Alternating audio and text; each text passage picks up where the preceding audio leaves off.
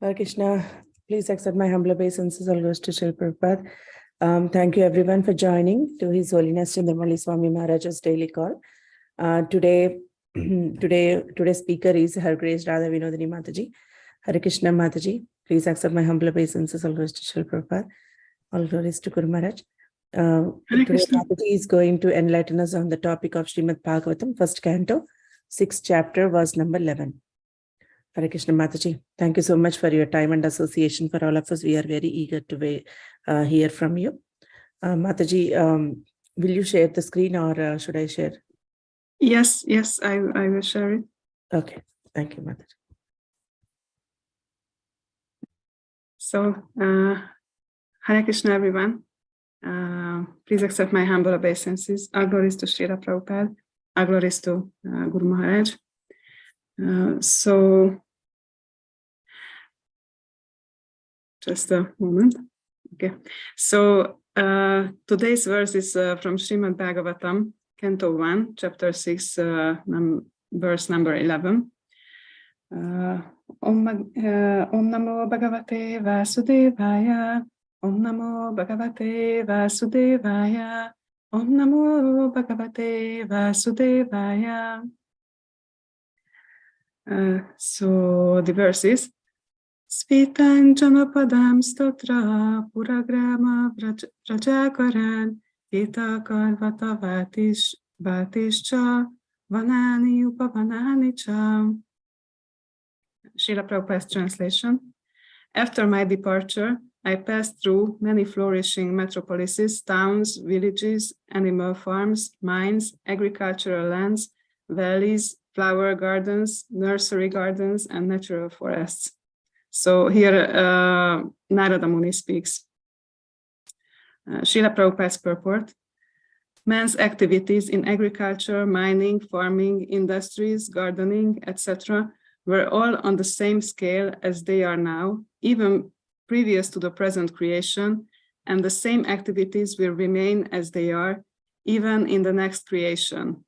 After many hundreds of millions of years, one creation is started by the law of nature, and the history of the universe repeats itself practically in the same way.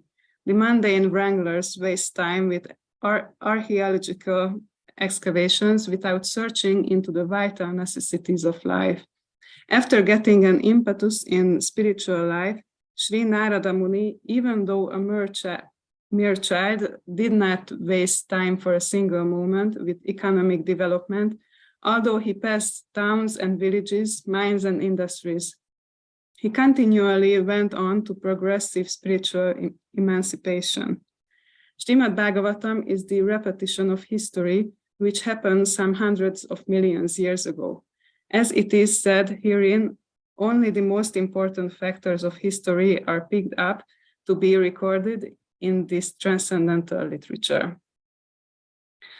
Om Namo Bhagavate, Om Agyanati Mirandasya Gananjana Shalakaya Chakshurum Militam Yena Tasmai Shri Gurave Namaha Nama Om Vishnupadaya Krishna Prashtaya Bhutale Srimate Bhaktivedanta Swaminiti Namine Namaste Sarasvate Deve Gauravani Pracharine Nirvishesha Shunyavadi Paschatya Deshatarine Jai Shri Krishna Chaitanya Prabhu Nityananda Shri Advaita Gadadhara Shivasadi Gaura Bhakta Vrinda Hare Krishna Krishna Krishna Hare Hare Hare Rama Rama Rama Hare Hare Namam Vishnupadaya Krishna Prashtaya Bhutale Srimate Chandramali Swaminiti Namine.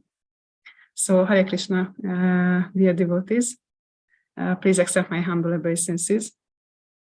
We would like to speak about this verse, and I remember when I first read this verse, I was a bit hesitant because for me, I just read it and immediately we have a club in Hungary who used to go to do hiking together, devotees together. And this verse just reminded me on this that, hiking type of verse. But obviously, no verses in Srimad Bhagavatam are unnecessary. So all of them can give us something. And actually, it also reminded me when Arjuna in Bhagavad Gita asks Krishna about how can he remember the Lord. And Krishna starts to tell him how around him, in what kind of things, in the taste of water and so many different things, he can see him. And obviously here, although we are reading about towns, villages, animal farms, and similar things, these things also can remind us to Krishna, to remember him. And it was something like 1.5 to 2 years ago when, with my family, we traveled to an, I think the right word is arboretum. And it was just a little bit past the time when all those azalea bushes were in full bloom, but still it was very, very beautiful. And, you know, our family just spent a half day there, just walking among the bushes and just, you know, being enchanted, watching all those flowers. And actually, this is most of the time how we react when we see this beautiful nature and amazing buildings and towns and things like that. But it's very, very inspiring here to see how Narada Muni reacted. So he was very, very one-pointed in his endeavors. And just as Srila Prabhupada writes here, even though a mere child did not waste time for a single moment with economic development, although he passed towns and villages, mines and industries, he continually went on to progressive spiritual emancipation. So he had very, very one-pointed attention and he was very much focused on the Lord. And this was really my, what really caught my attention in this verse. And yeah, lately there was also daily drops from Guru Maharaj, a little bit like a week ago or something. He said that the material energy is all around you. You look forward, you see Krishna. You look anywhere else, any other direction, Maya is there. Keep your focus on Krishna and devotional service. So I think this is the most important message which we can take from this verse. But when we think about this one-pointed attention, also it comes to the mind what kind of things take our attention away from Krishna. And we can approach this from many different angles. I thought that I would speak about the opulences, these 6 opulences of Krishna, because actually those are the things which we are looking for also around us in our in the world, and also these are the features which we would like to for ourselves to have. And so we know that Parashara Muni, he defined Krishna, he defined Bhagavan as someone who has these 6 opulences, namely beauty, strength, wealth, fame, and knowledge and renunciation, who has all of these to the fullest. So obviously we are looking for these. These are which attract us. And about this, Bhakti Tirtha Swami, I have this book here. I hope you can see it. So this book, The Beggar, the 4th volume, there is one meditation, as I remember, it was the 7th meditation, when he wrote about these opulences. And he said that the opulences of wealth, beauty, fame, strength, knowledge, and renunciation are actually the qualities that Krishna possesses in full. Krishna's to Bhagavan Swayam. Krishna is equipped fully with all of the opulences it is natural that these opulences are sought after as they are most attractive, but since the Supreme is the most attractive, no one has opulences greater than him. The nature of the conditioned soul is that he wants to act as the Lord. He is full of the energy of God and therefore wants to be the most attractive. When the living entity is in possession of any of these opulences or focuses on trying to acquire them, even if he becomes a high achiever in any or all of these areas, it can be most dangerous because the jiva can increase his false ego and, most unfortunately, increase his illusion of being the controller. So this part touches many topics about this, that we are attracted to this. We are attracted to this and endeavor for this because we are made of God's energy. We are full of his energy. And also that when we possess these things, it can be dangerous. And so I would like to speak a little bit about some of these, because I'm not sure how much time we will have. So let's start and let's see how far we can go in these opulences. So the first one, which immediately came into my mind, because we are speaking about beautiful gardens and forests and valleys. So obviously beauty comes into my mind, into our mind, and this is which really something which can really catch our attention and draws our attention away from the Lord. And I would like to compare a little bit material beauty on the material level and beauty on the spiritual level. So when we speak about beauty, it has there are some problems with it on the material level. One is that it's limited. So yeah, we are endeavoring for full beauty, like the one which Krishna has, but we can never achieve that, or on the material level, we cannot even experience that, because beauty is limited. And Krishna says in the Bhagavad Gita that know that all opulent, beautiful, and glorious creations spring from but a spark of my splendor. So it really shows us how limited this is, because Krishna is the all attractive. He is the most beautiful, and no one will ever be able to be as beautiful as him. And on the material level, it's just it's not possible. But on the spiritual level, it's forever increasing. So I remember the Guru Maharaj used to speak about this when Radharani and Krishna looks at each other, and Srimati Radharani sees that, oh, Krishna is so happy, and she becomes happy, and because she's happy, she becomes more beautiful. Then Krishna sees that, oh, Radharani became even more beautiful, and this makes him happy, and because he's happier, then he becomes even more beautiful.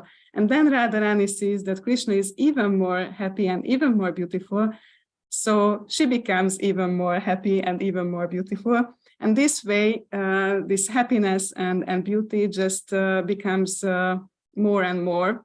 So on the spiritual level, it's unlimited, but the material level is not like that. Yeah, we can be attracted by all these azalea bushes, but if we could see the beauty of Krishna, then it's not these two are not comparable, obviously. So we can, as we see that on the material level, beauty is limited, but not just in quantity, but also in time, it's limited. So beauty on the material level is temporary. We see that everything in the material world is created, then maintained, and after some time it's destroyed. And many occasions it's not just a sudden destruction, but a continuous destruction when beauty just passes. And we can be attached or attracted to beauty, but we have to accept that it will just go away with time. So although we are endeavoring for eternity to keep everything the same way as they are, but they just don't remain the same. They are destined to be destructed. And the third problem with material beauty is that it's different people see different things as beautiful.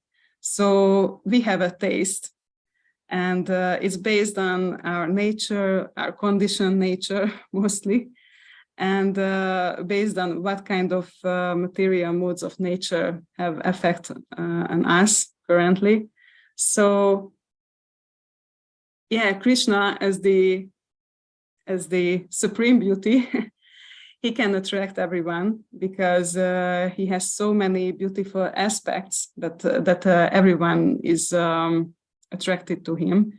But on a material level, it's just not possible because some people consider this kind of thing beautiful, some other people consider those kind of things as beautiful. So there is no, how to say, objective beauty in the material world. But we have to go on. There are still some more difficulties. So beauty in the material world is it comes with suffering. So yeah, sometimes we had to suffer in previous lifetimes to do some pious activities so we can get beauty in this lifetime. But even in this lifetime, you know, we have to go on diet, do sports. We have to use different, you know, cosmetics on our skins. We have to do makeup. We have to get rid of the hairs on our body. Sometimes different surgeries are needed. So there are so many things that there have to be so much effort to maintain beauty, even if we have it. Sometimes we have to make efforts and we have to suffer in order to get beauty. So beauty also comes with suffering. And also when beauty goes away, that's also suffering. And many times it's even illusionary. So there is a part in Krishna book when Rukmini and Krishna they are speaking, and Rukmini says this: a man within this material world is just a dead body. In fact, superficially, the living entity is covered by this body, which is nothing but a bag of skin decorated with a beard and mustache. Sorry, maybe I don't pronounce it right. Hairs on the body, nails on the fingers, and hairs on the head. Within this decorated bag are bunches of muscles, bundles of bones, and pools of blood, always mixed with stool, urine, mucus, bile, polluted air, and enjoyed by different kinds of insects and germs. A foolish woman accepts such a dead body as her husband and, in sheer misunderstanding, loves him as her dear companion. Obviously, this is true the other way around. This is possible only because such a woman has never relished the ever blissful fragrance of your lotus feet. This means Krishna's lotus feet, obviously. So this part is quite sobering about what it means to be beautiful. And yeah, as Guru Maharaj also said, if we put together all these ingredients, we would just think that, oh my God, this is terrible, because these are just disgusting things. But there is a thin layer of skin, And we think that, okay, because this is covered, we think these things are beautiful. So actually, it's just illusion, really illusion. So it seems to be beautiful. So this is about beauty. We can see that Narada Muni was quite fixed. So he wasn't attracted by any gardens, any beautiful buildings or trees, flowers. He was really determined, and he just continually went on to progressive spiritual emancipation, as Srila Prabhupada wrote in the purport. So sometimes we see this temptation that different kind of things which are beautiful, attractive, they just distract us from Krishna. But we have to be very, very steady, not to forget that real beauty is Krishna, nothing else. And whatever is beautiful in this world is just because it's a spark of his splendor. So this is beauty. The next things, actually, I would like to discuss together: wealth and fame. A little bit similar. So I think I also have. This is from Srimad Bhagavatam, Canto 2, Chapter 2, verse number 12. And Srila Prabhupada in his purport said that the conditioned soul is encircled by such products as well as products of sex desire, and therefore Bhakti Yoga leads to gradual evaporation of the sex desire, which is summarized in three headings. And here comes the important part for us, namely profit, adoration, and distinction. So it's very interesting that sex desire and these things are connected. Profit, adoration, and distinction. In our case, actually, profit is wealth, adoration, and distinction is connected to fame. All conditioned souls are mad after these different forms of sex desire, and one shall see for himself how much he has been freed from such material hankerings based primarily on the sex desire. As a person feels his hunger satisfied after eating each morsel of foodstuff, he must similarly be able to see the degree to which he has been freed from sex desire. The sex desire is diminished along with its various forms by the process of Bhakti Yoga, because Bhakti Yoga automatically, by the grace of the Lord, effectively results in knowledge and renunciation, even if the devotee is not materially very well educated. So my main points from here is that these things are the subtle forms of sex desire, but even in that case, we can see that Bhakti Yoga is, by the grace of the Lord, can free us from this desire. So actually, that's it. Sorry. So between the two, wealth is more is a easier topic. You know, we know that we can anytime lose our wealth. We know that we won't be happy by having wealth, and we know that it will never be enough. So we will always crave for some more. So if we are not satisfied with little wealth, then we won't be satisfied with great wealth also. And we also know that when we have wealth, then it can easily lead to inauspicious activities, sinful activities, sense gratification, and stuff like that. And we also know that we cannot take it with ourselves after leaving this body.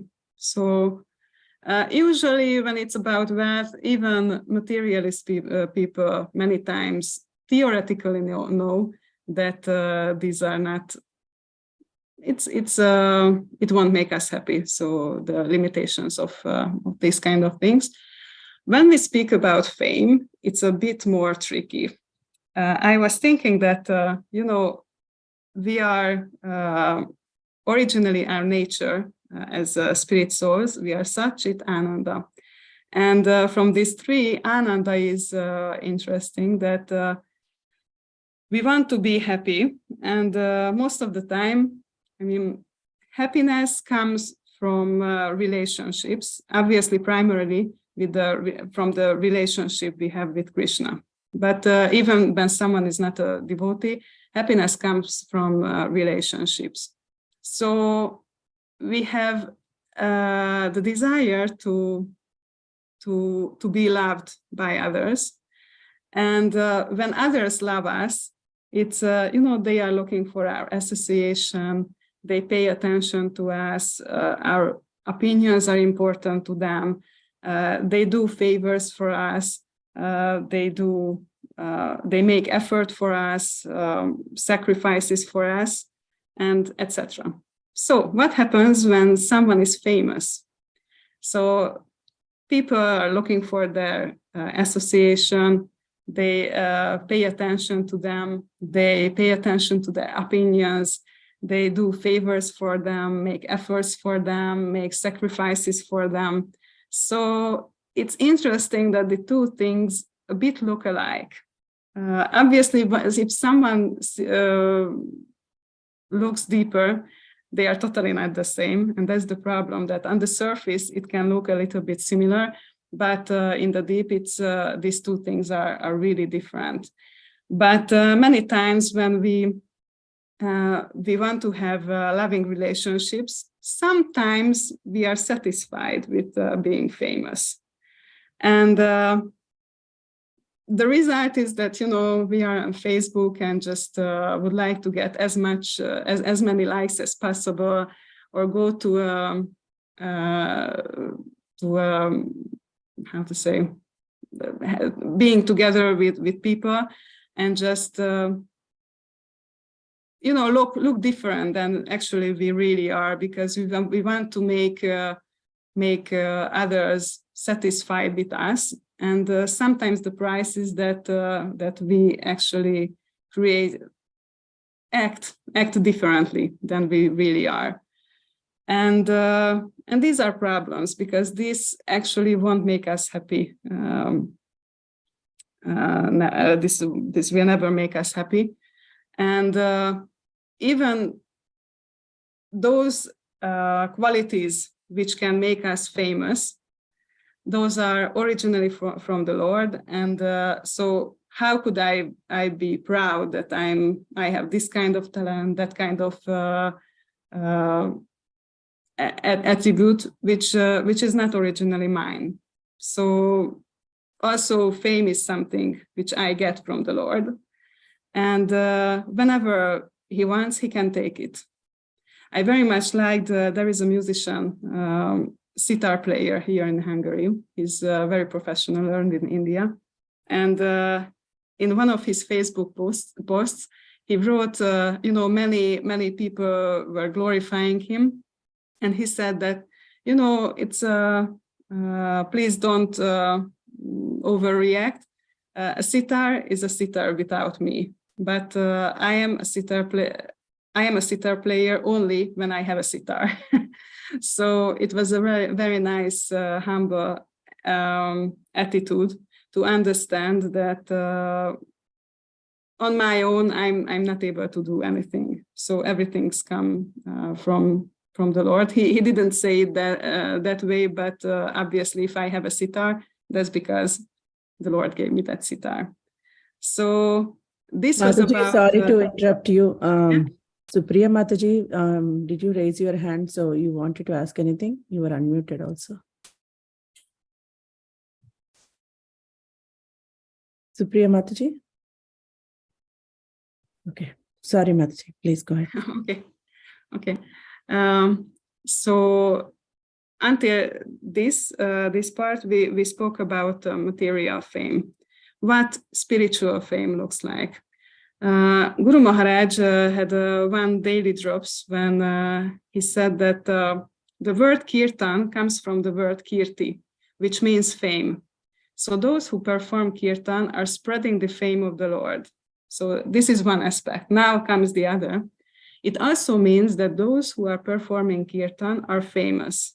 This is explained by the acharyas. One who is glorifying the Lord is also glorious.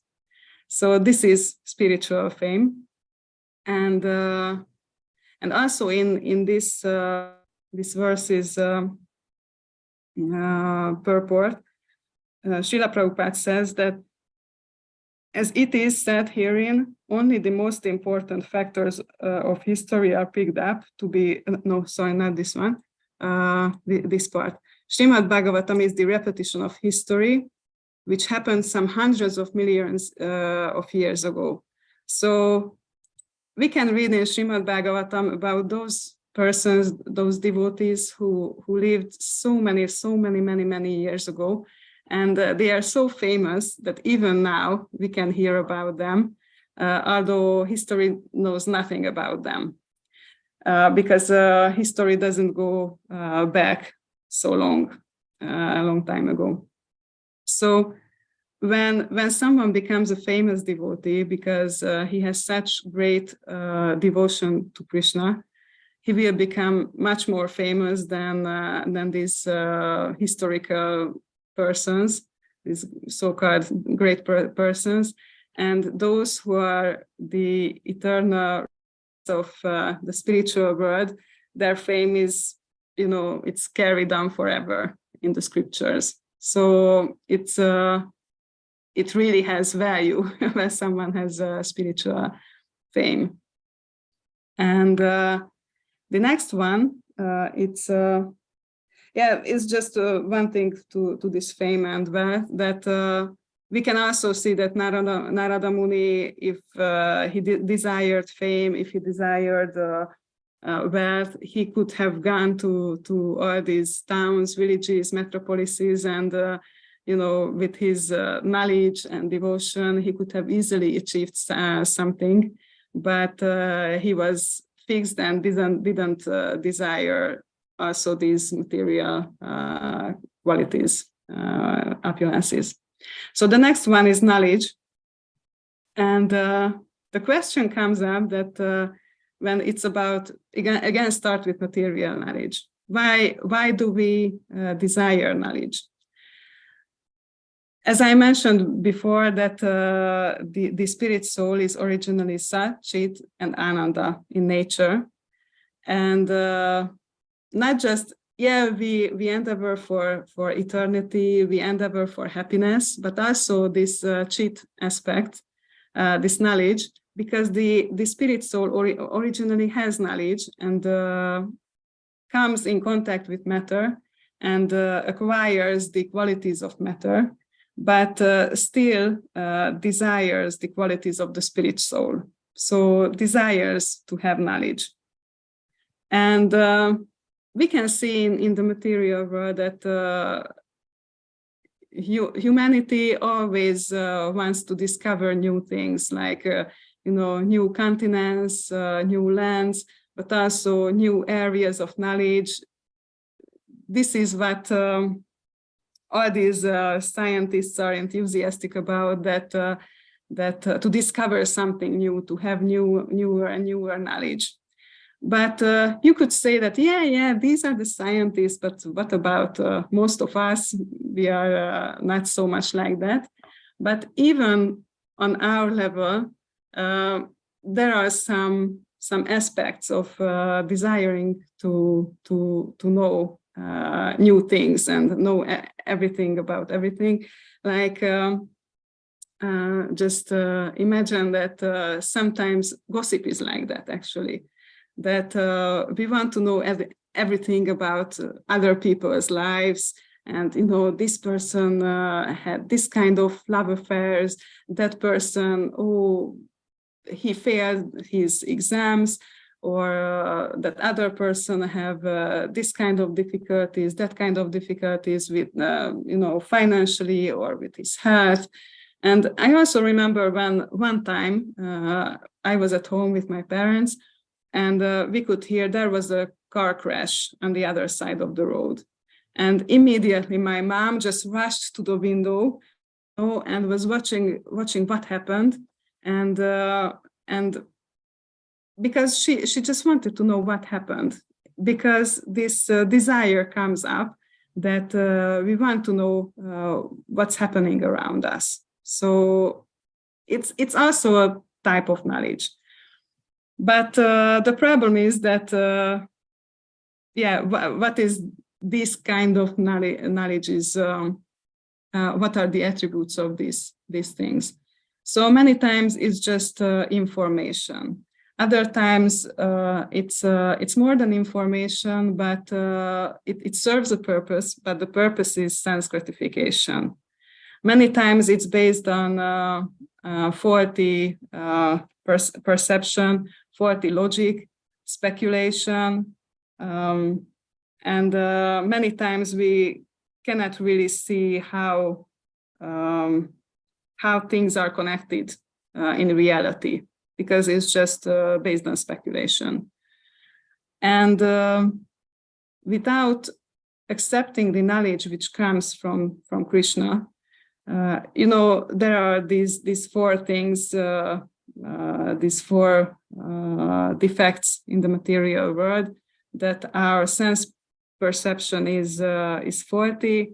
We have a tendency to be in illusion. We have a tendency to make mistakes, and we have a tendency to cheat others. So what hope is there for us in this way to get real knowledge? On the other hand, transcendental knowledge is totally different. I would like to emphasize 3 points. The first one is that in those scriptures which come from the Lord, but even when which are for how to say, speak about the material world, there is much greater information than we can get on our own. Lately, I started to study Bhagavad Gita, and there was one interesting point which I really liked. So in the first chapter of Bhagavad Gita, whenever I previously read first chapter of Gita, I just, okay, let's get to the main points which are about, which are more philosophical, is just the circumstances of the war. But now I studied from different sources. And it was interesting that in some commentaries, there was one verse when Duryodhana speaks, and he speaks about how powerful the Kaurava armies and how powerful the Pandava armies. And in some commentaries, he glorified the Kaurava army, which is more powerful. And there was one commentary in which he glorified the Pandava army. And I was reading and was thinking that, oh, maybe I just misunderstood, or there is some mistake in the book, and just couldn't understand what happened. And then I read, it was in Burijan Prabhu's Bhagavad Gita commentaries. He said that there is one word which can, one Sanskrit word, which can be translated in different ways. And it could mean just the opposite, that if it's good, the army, or if it's not good. And the reason for Duryodhana using that word was that he was speaking to Dronacharya and Bhishmadev at the same time. And he wanted to inspire both of them to fight seriously with, giving all they have into the fight. But both of them were inspired by different things. So one of them was inspired by thinking that, our army is powerful, so I really want to be part of this army. And the other was inspired by, our army is not so powerful, so I have to give all I can so that I can turn things around. So my main point here is that Duryodhana he definitely wasn't a devotee. So I don't want to glorify him, but he learned politics from Vedic sources. And based on that, he had such great material knowledge about politics, which politicians in our time, they don't have. So even if we speak about the information which is contained in Vedic scriptures, even that is much, much greater than what we can produce on our own. So this is the first thing, that even the information is much greater, because these things speak about eternal principles, and these scriptures can bring those kind of examples which were, which happened through a long time. Like I don't know if there is like Bharat Maharaj's story. You can see one lifetime, next lifetime, the next lifetime, and you can see the connections. So it's a much more complex knowledge, because you can see through the example that this kind of action lead to that kind of result, which if we examine only one lifetime, we won't see these correspondence. Okay, the next topic. So the first one, that the information is much more than our material knowledge. The next aspect is that the methods of these. So these methods are very much scientific. One thing is that this Sanskrit language is very, how to say, very good language, I would say.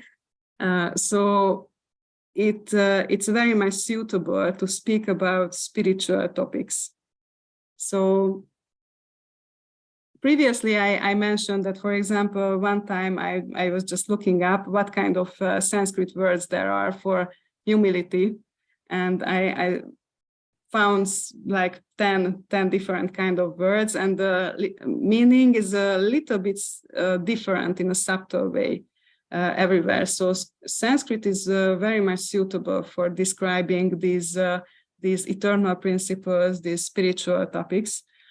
And that's also the reason that many times we see that Prabhupada in his comments defines different words, emphasizes certain words, that why this or that kind of word is important in the verse, because our languages like English or my language, Hungarian, these are not really suitable to express all the subtle details which Sanskrit language carries in those verses. So Srila Prabhupada also, in a very scientific way, defines every relevant part in order to us to understand. And this is one aspect of being scholarly. But the other is that this spiritual science is constructed in a way that it leads us from somewhere, from some state to another state. That's why we many times hear that this knowledge has a Sambandha knowledge, Abhideya knowledge, and Prayojan knowledge. So material science, many times just, we research some kind of topic because the topic exists and we just want to know about it. But that's just information.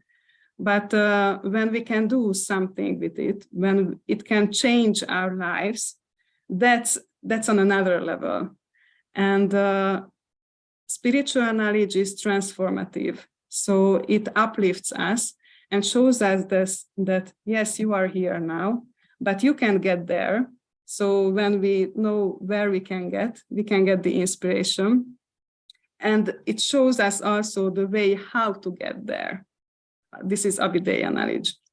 And also, many times we can see that even the way of thinking of the acharyas is so scholarly, so scientific. I didn't finish, but I started to read Madhurya Kadambini, and I was just really struck by the scientific approach it contained, because, you know, previously I was studying mathematics at the university, and this book just reminded me that kind of thinking, because it was proving things, and it really approached that every little aspect was covered, really. So the way of thinking was really scholarly. And the third point, which I would mention about this knowledge, is that in material science, you know, things are written, you read the written things, and you try to understand and comprehend with your brain, your intelligence. But spiritual science works in a different way. So yeah, we read what's written, but we can understand it to a certain point, which our present state of consciousness lets us to understand. But knowledge may come from, actually, mostly knowledge comes by mercy. So there are different ways of giving knowledge, because knowledge is not just, doesn't just travel by sound, you know, even if it's written, but also travels by mercy from one heart to another. And that's a different way of giving knowledge. And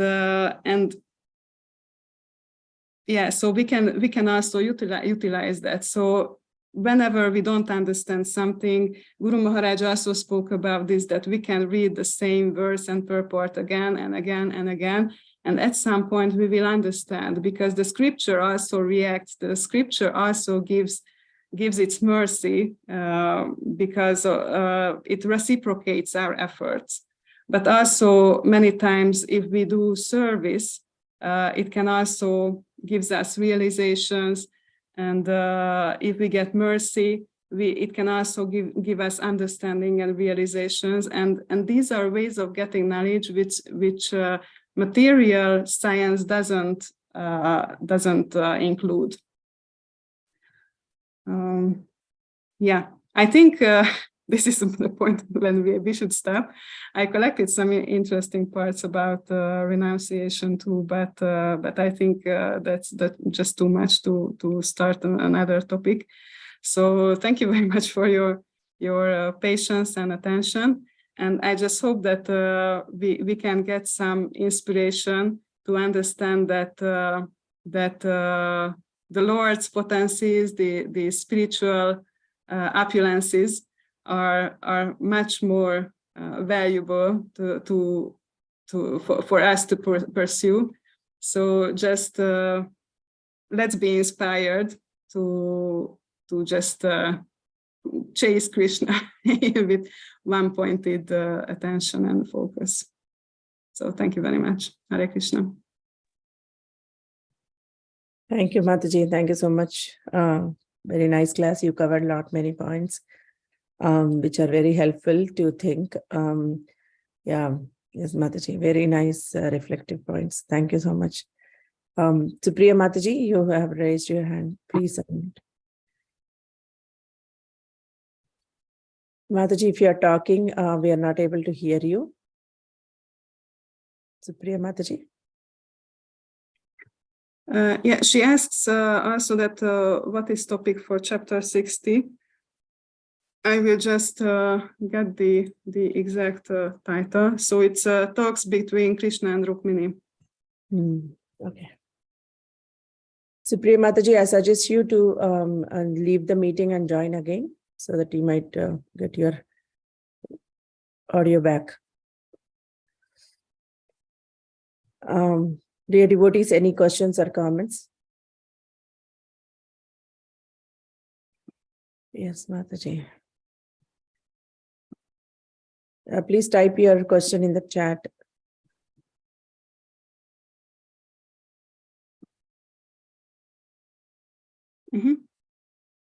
Second tab was, this was from Krishna book. And in Krishna book, chapter 60 was talks between Krishna and Rukmini.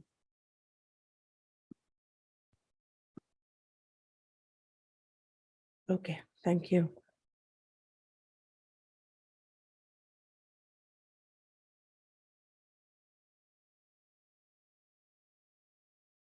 Dear devotees, any questions or comments?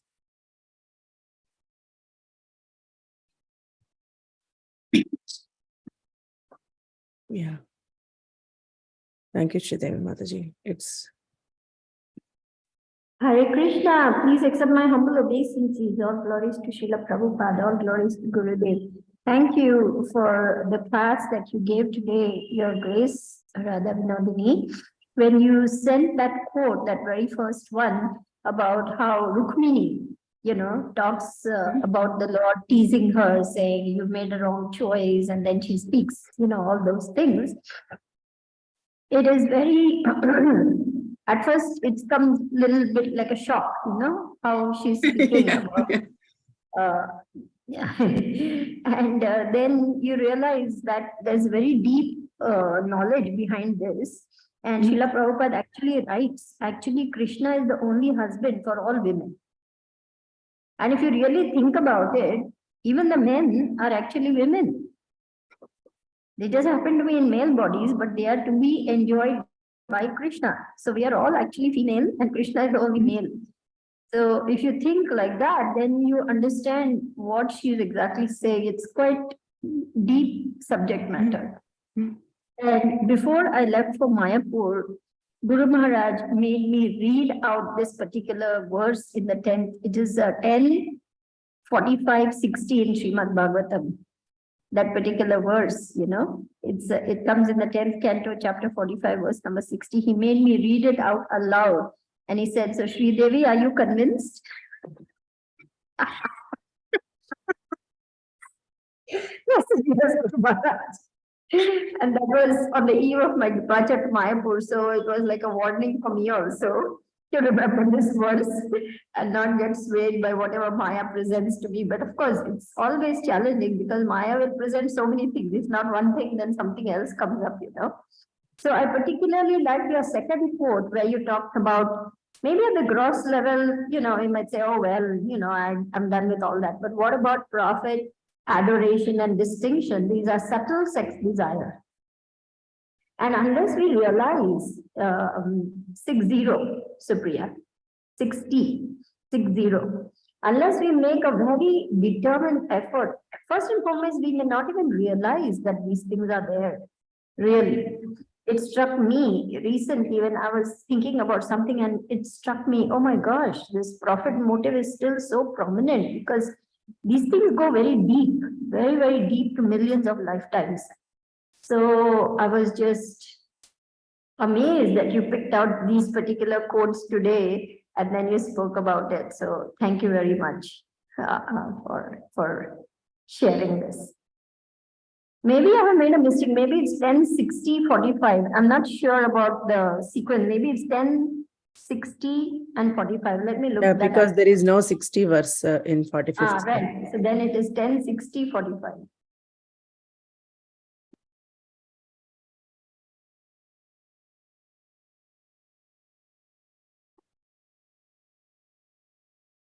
And thank you very much for adding your points because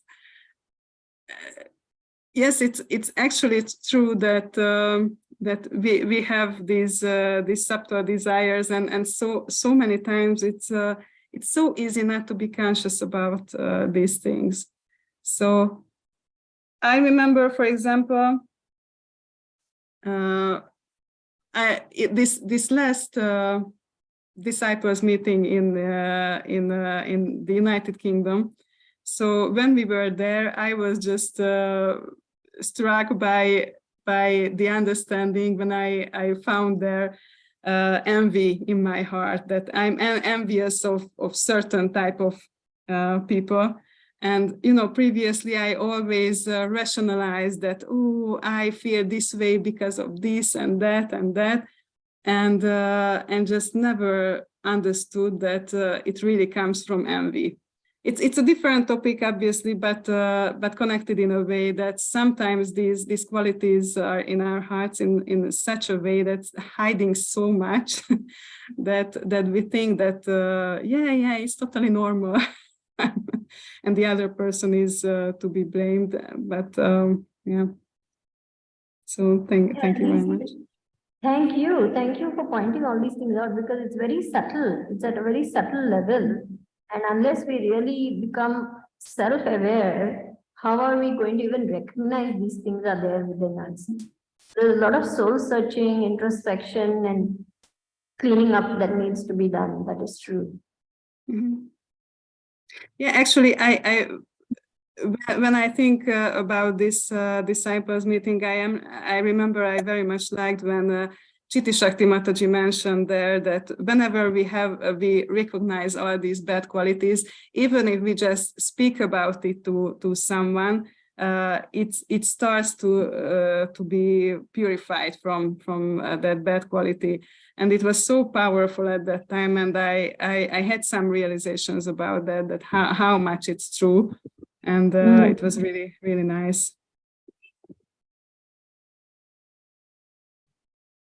Thank you, Mataji. Thank you so much for sharing that.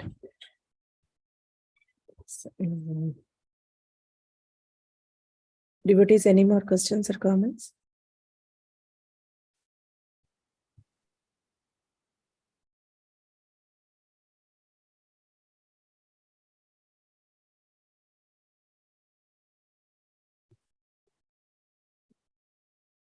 Yeah. Mataji, you were talking about beauty, right? So,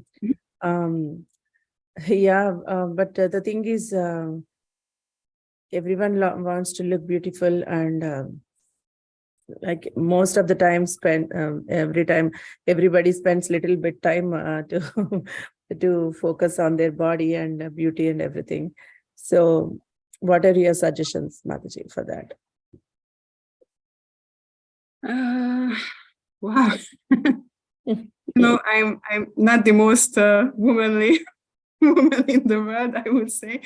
I remember once I had a roommate who had this big table full of different cosmetics in the bathroom, and also another table similar in size in her room, which was also full of cosmetics, and everyone who came to our place was just amazed. Wow.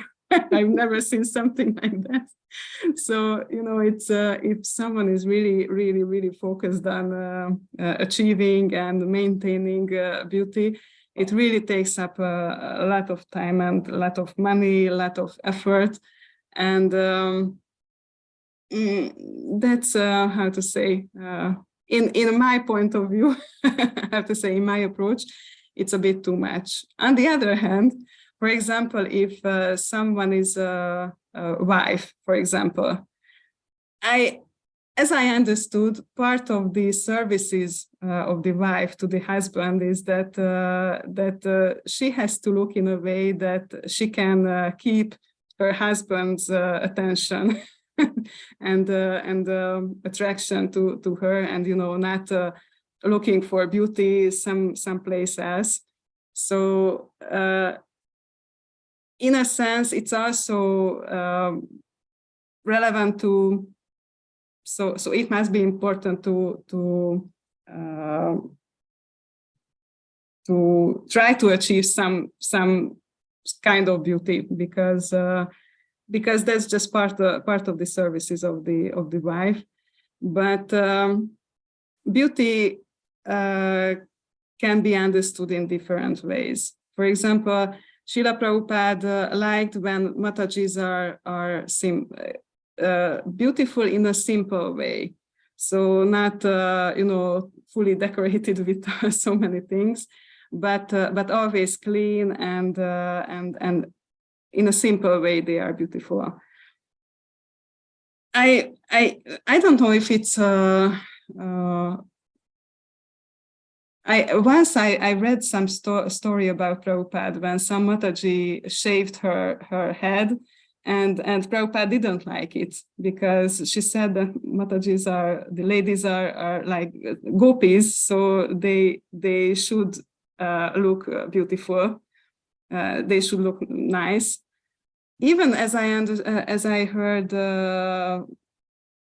he didn't ask even Vanaprastha Matajis to shave their heads. So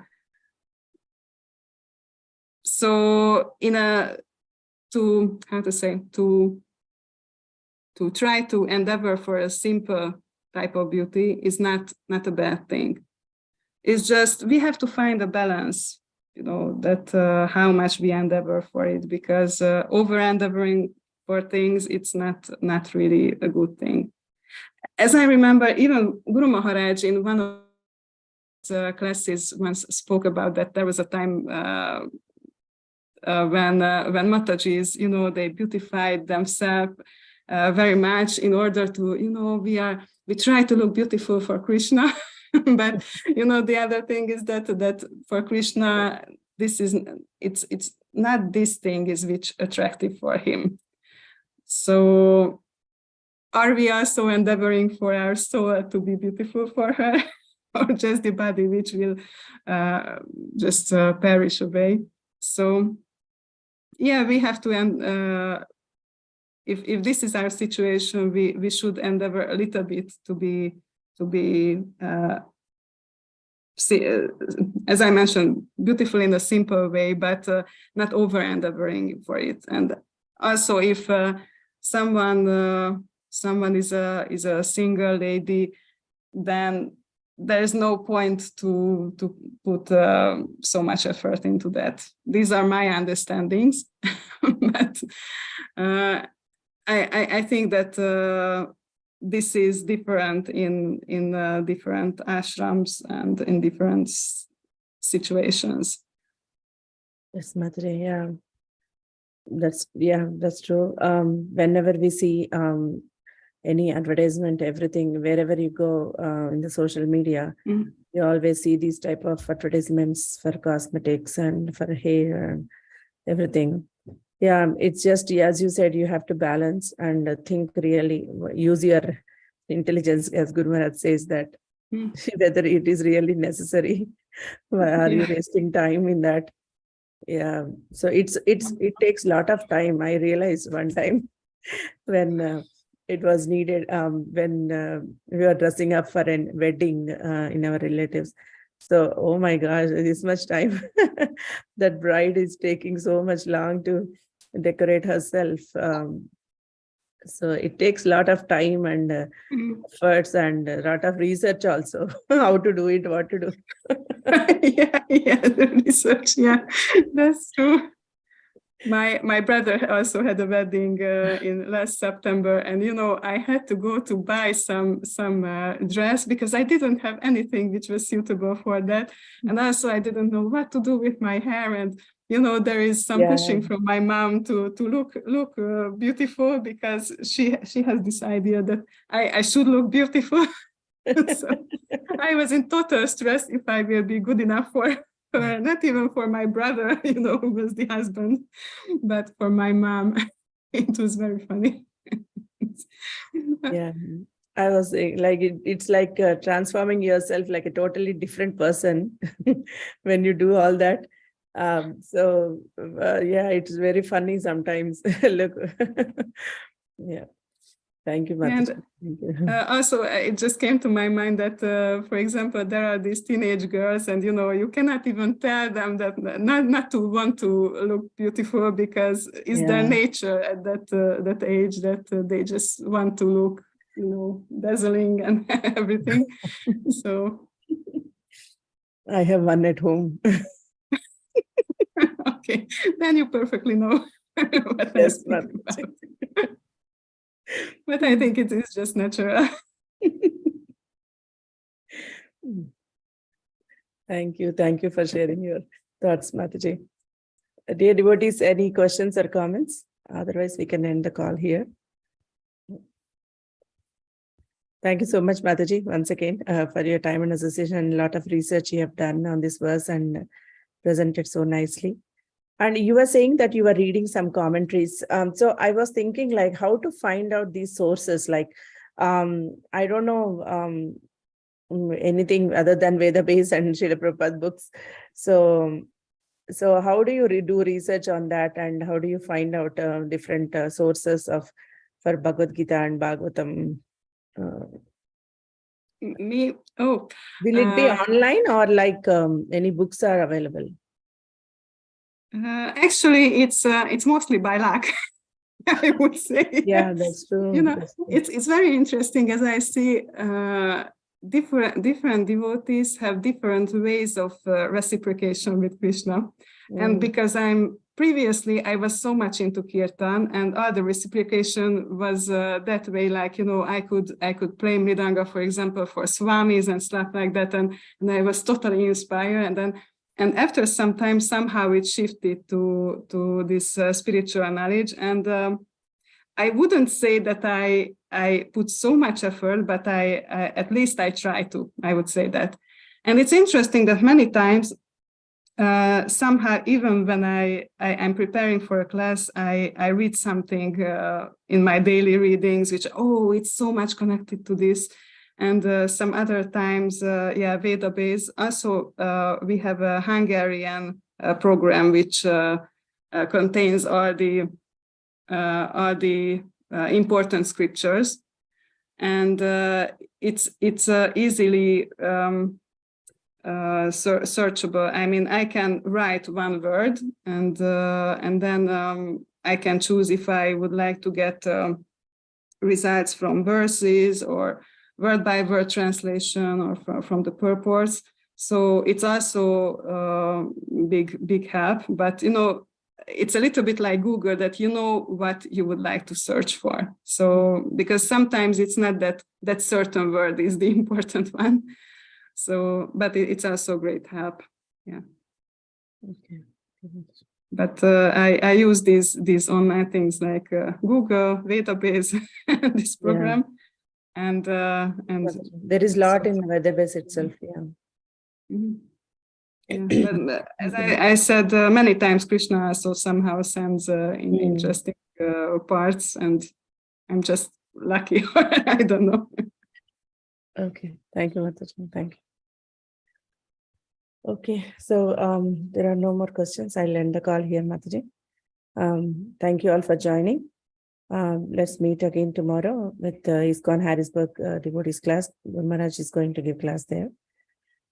Thank you all very much. Vancha kalpatarubhyascha kripasindhubhyevacha patitanam pavanebhyo vaishnavebhyo.